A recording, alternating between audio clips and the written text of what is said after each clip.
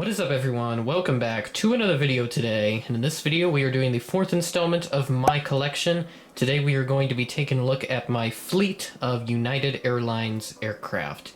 You can see this is quite a massive unit, one of the larger units in my collection. So we got a bunch of wide bodies there, got a pair of wide bodies, some narrow bodies, and a lot of smaller regional aircraft. So the basic stats are as follows. We have one DC-3, technically owned by Clay Lacy Aviation according to the Diecast Model Aircraft Database, one Dash 8-200, two CRJ-200s, one CRJ-550, one Embraer 170, one Embraer 175, one Airbus A319, two 737-800s, one 757-200, one 777-200, and one 747-400. Got a lot of rare models in this fleet, and I've already shown a couple of them in my previous episode of my collection. These three CRJs down there, I've already shown you those, so I'll just kind of do a quick overview of those three. The rest will be a more in-depth analysis. So go ahead and start off with the smallest aircraft and work our way up. Once again, we have yet another setup for this episode of my collection. I know I keep switching it around, but this green table that I'm currently on right now, this will be the permanent home for sure for future My Collection episodes. It's also where my next massive unboxing installment is expected to be filmed at. I got, I think about 8 or 9 models coming. 4 from the Gemini March releases. I got another order coming in, and I got the rest of my DG order, DG pilot order coming in, and hopefully they will all arrive this week. As of this video going out, it will go out on the last Wednesday of the month, so hopefully around this time I will be getting those models in, or they will be on the way to me at least. So it just kind of all depends on when everybody gets their models in, but hopefully everything does go to plan. So go ahead and start off this episode with this DC-3. I already did a bit of a review on this in the first installment of Retro Reviews, but this is a very wonderful aircraft. This is one of the more rare ones that you can find. This is operated by Clay Lacy Aviation, if I remember correctly. Got the cockpit windows, got a little door right there, the very tiny United titles, DC-3 mainliner titles on the rear of the aircraft, right behind the rear door. But yeah, I've kind of done a review on this, so I'm not going to go into too much detail with this one. But this is just kind of the really cool DC-3 that I have in my collection. The only one I have so far. Maybe I'll add more if I can find another one. Maybe like a Delta DC-3 or something of the like. It'd be really nice to have more DC-3s because I do love me some old airliners every now and then. This one is going to be a little bit tail heavy, so apologies for that. But this is my Dash 8-200 by United Express. I believe United Express has retired these as of 2018, I believe is when they retired these. So this is a Dash 200 that Gemini Jets released in 2017. This is one of the first Dash 8s I got in my collection. The other was a Dash 8 Q400 operated by Luxair. Why I decided to get that one, I don't know. It was really the only Dash 8 Q400 I could find. I've heard all the other ones. They can go for quite a lot on eBay. I don't know why these tiny aircraft go for so much on eBay. But standard Dash 8 stuff. There's the tail heaviness once more. Start off at the front. We have the cockpit windows. Got the L1 door, the United Express titles underneath. I got the windows for the cabin, and then the registration November 365 Papa Hotel. And I believe that may be the cargo door where they would load some of the cargo. They probably can't load too much cargo because this is such a super tiny aircraft. And they got the classic T-tail with the Continental Globe on it. So none of the Dash 8s survived to see the Evo Blue era. It would have been interesting to see what this would have looked like with the Evo Blue livery. I actually would have really loved to see that. But nevertheless, this is a nice little aircraft to have. I haven't used it in any airport updates because obviously these have been retired.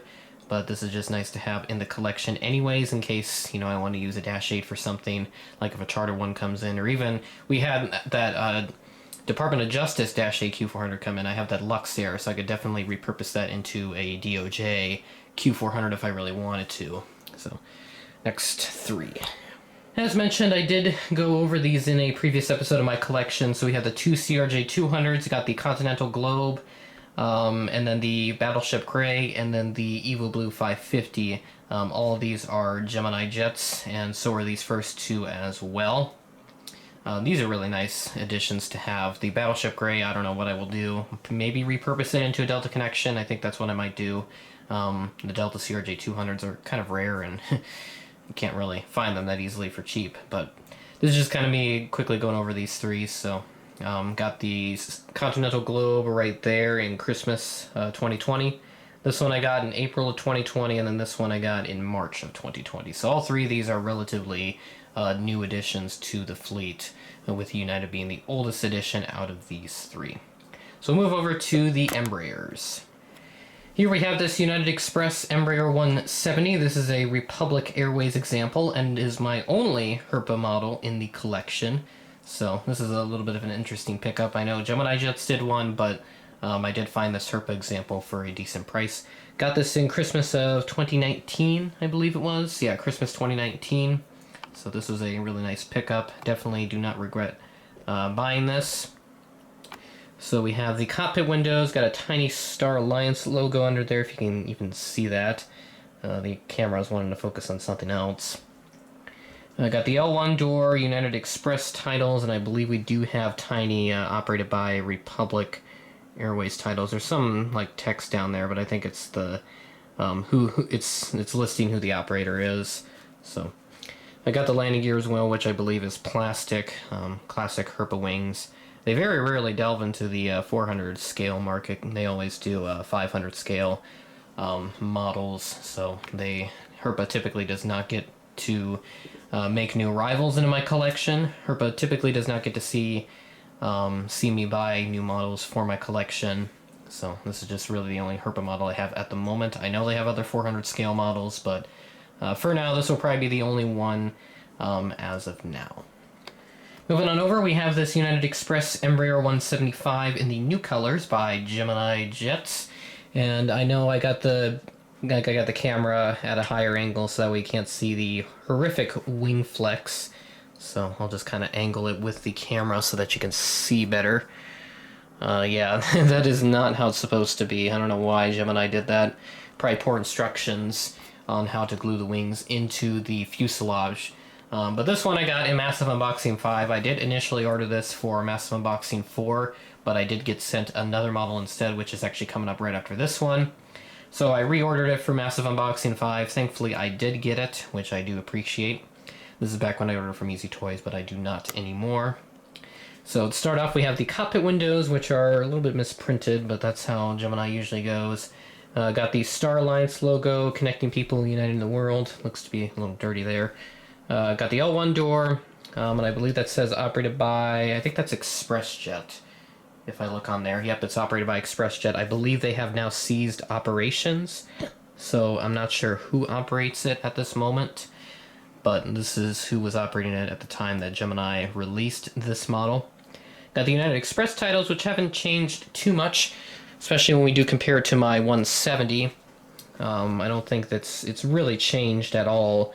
Maybe the blue is a little darker than it was before, but other than that, the United Express titles haven't really changed too much. I got the registration, November 605, Uniform X-Ray. I believe this is the first Embraer 175 to receive the new paint job, and then you have the new Evo Blue tail. So despite the over-elevated wings, this is a really nice model. I would recommend this if you can even find it at this point. This was released in, I believe, I can't really remember, but obviously you have the aircraft info that did show up earlier. This is kind of why I'm starting to put that in there, so I don't have to memorize all this stuff. It'd be a little too much work for me, so better to add it in editing than for me to memorize it before I record the video. That's all the regional aircraft. We'll move on to some of the mainline aircraft. Start off the mainline fleet, we have this Airbus A319 in the new livery. This is the Gemini Jets release.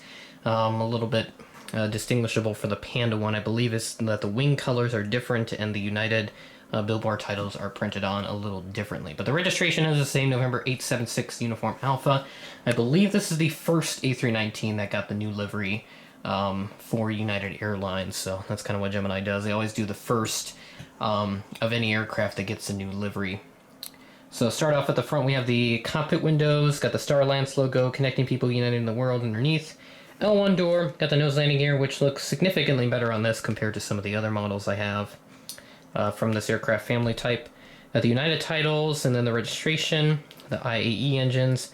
Definitely have to say this mold is much nicer than the CFM mold. Some people did get this broken. Thankfully, mine was not. I do not see any paint chips on this model, which is good to see. So they did glue in the wings on this one at least. So this is a very welcome sight when I did get that model. Other than that, not much to comment on that. And as of this moment, that remains as my only Airbus United aircraft in my collection. So we're moving on to the 737s. Got two of them.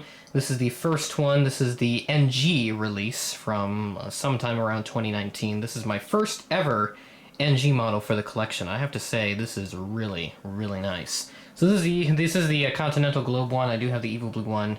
I'll show you that here up next. So start off, we have the cockpit windows, Starlines logo, got the L1 door, the United titles above the windows. So basically the Continental livery, but just with the United titles in place. Does have the split scimitars. It would have been nice to see a Continental 737 with these splits. So maybe one of these days you just have somebody paint one of these into the Continental livery, and then you have the splits on there. That'd actually be kind of nice, but they already do have a Continental heritage on a 737-900ER. Thankfully, NG just got the mold in for the 739, so hopefully that'll be released very soon. And here's the other 738 I have in the collection. This is obviously the Evo Blue livery. November 37267 is the registration of this one. This is the first ever United aircraft to get the new paint job. This was released in, I think, summer 2019. Gemini made a big fuss about it when NG released this before Gemini, so I don't know what they were doing. They were trying to obviously get people to not buy the NG for whatever reason. I don't fully understand the situation. But the Gemini version is okay. I just wish I would have gotten the NG. I know NG did another release recently, so maybe I'll pick that up and do comparison between the two. It's got the cockpit windows, Starlines logo, Connecting People United in the World titles, L1 door, the United titles, so basically the standard Evo Blue stuff. Blue engines, blue winglets, and the Evo Blue tail. So other than that, nothing else to make a comment on this model, so we'll move on to the next. Everyone loves this model. It just looks so beautiful. So this is the 757-200 Herartier New York, New Jersey livery. This is the NG release, so this is the far better of the group. I know Gemini and JC Wings, I think they did some releases as well, and Gemini's was in a white box, whereas NG had their own custom design on it. So picked this up at DG Pilot for Massive Unboxing 7. This is a really neat find. I was actually surprised they even had some in stock, because it was basically been almost a year since NG has released it now. It's actually been over a year at this point, but at the time it was like maybe 10 months. But either way, this is a really nice pickup. Haven't used it for any airport updates, but I probably will in the future. It's got the cockpit windows, got the Starlines logo kind of hidden under there, the L1 door, got the United titles, the wonderful scimitar winglets. This is the first 757 in my fleet, in my collection, that does have the scimitar winglets. The registration, November 14102. I know the California one, I believe that one was in storage recently, up until very recently actually, and is now flying again with the California, or the New York, New Jersey one. I know the California example, which is 14106, that was in storage up until recently. I would definitely like to get the California livery, but that has become quite rare, along with the New York, New Jersey one. Both of these are equally as sought after as the other. So definitely would recommend the NGs over the Geminis if you can get the NGs, but I've seen the Geminis lay around in a few places, probably because everybody scooped up the NGs over the Geminis. So these models definitely well desired, and were definitely hyped when they released this. So next model. We are on the home stretch of this video, so now we have the two wide bodies in my fleet. This is the 777-200ER, released by Gemini Jets from 2019. I believe they did the same registration as the previous release, which was November 7906 Uniform Alpha. I believe they did do this same registration on a previous release from some years prior. I'm not exactly sure if that was the case, but I think, if I do remember correctly, that's what happened. So we have the cockpit windows over here, the Starlines logo. We got the extremely tall nose landing gear, L1 door, the United titles, Basically just the normal Continental Globe stuff on a 777. Gemini pretty much has done the 200ER, the 300ER, the 787s, the 767, 300ER in the new colors. So if I do get a chance to get those, I will. I've been kind of against that just because Gemini did them so often, but I think those models will become quite rare here in the future. So I'll try to scoop those up maybe whenever I get the chance.